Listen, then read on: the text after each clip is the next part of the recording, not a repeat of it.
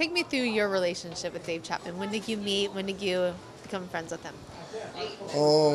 I met Dave Chapman in New York. He reached out to me and on Facebook, and he was like, "Hey man, I'm gonna stop by New York in September." He always had this thing that he would go to New York in September, and he wanted to play me a few matches, small ball, big ball, and then he's like, "We go have dinner and we catch up." So I was like, "Hey, cool man, just let me know what days and I'll be available for you." So through there, like we just became really good friends, and we would talk every day. And he was just an amazing guy, like very inspiring to others, and a trendsetter. Like everyone wanted to be like him.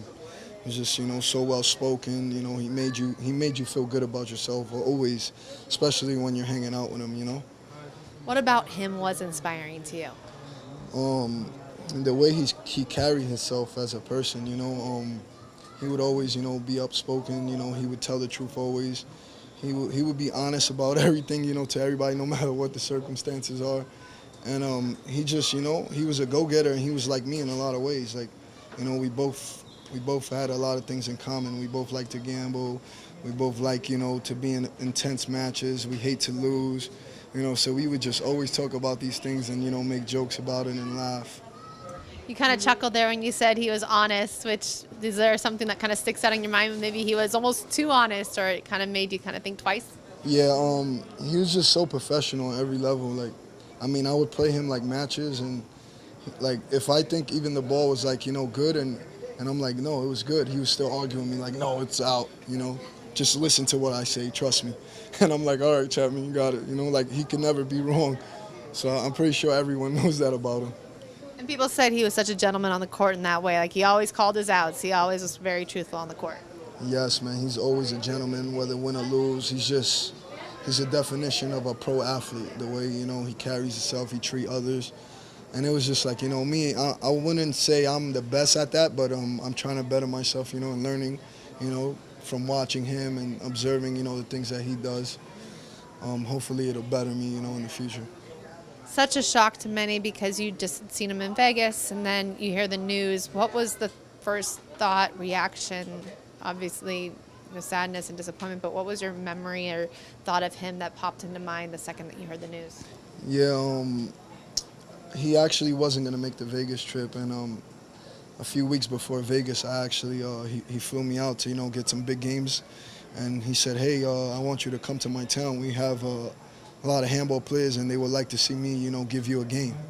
So I didn't know what to expect. I know it was a 3-wall court, but, I know that's mostly his game. I'm a 1-wall player, but I said, hey, Chapman, it sounds like fun. I'm looking forward to it, especially if I'm going over there, to see you and hang out. Like, he's a good friend of mine, so I said, I'm going to make the trip, and he was so happy about it. He booked it, like, right away. He's like, make sure you're on time. Booked it, send it to me, the itinerary. When I got there, man, he treated me so good. He showed me everyone, and he actually brought I went over there thinking it was about 25 players, and he brought probably almost 200 players out there to watch us play and, gamble on the matches and, just watch a good game. And he gave me a great game, which I expected. And I told him, hey, Chapman, are you coming to Vegas? And he was like, oh, I don't think I can make it because of work. I told him, listen, I want you there. Like, I want you to be there. I want to see you play. I want you back in the tournament. And I think he didn't want to tell me, like, right away. And then, like, when I left and got back home, he's like, hey, I'm going to Vegas. And it made me, like, really happy. So we were, like, Snapchat friends, and we would always Snapchat each other. He's like, let's train for this tournament. Let's Snapchat each other every day and make sure, we don't slack. We eat right, we work out right. We go practice right, and we're going to do good in the tournament. And the last words that I remember him writing me was, it was the night before the tournament starts in Vegas, and we would always practice like before the tournament started. And he's like, hey, we're going to do good. He said, we're going to win because, he's like, we're that good and we're that much different from the others. And I will always remember that. And we ended up finishing in first and second place, which was a big shock to me because I'm like, wow, like he called us, For those that don't know him, what do you hope that kind of he leaves behind that you can say about him? Everyone, everyone that knew him and probably don't know him is like, everyone's going to always talk good about him, He's just probably like, I know there's no such thing as perfect, but to me he was probably the closest thing to perfect.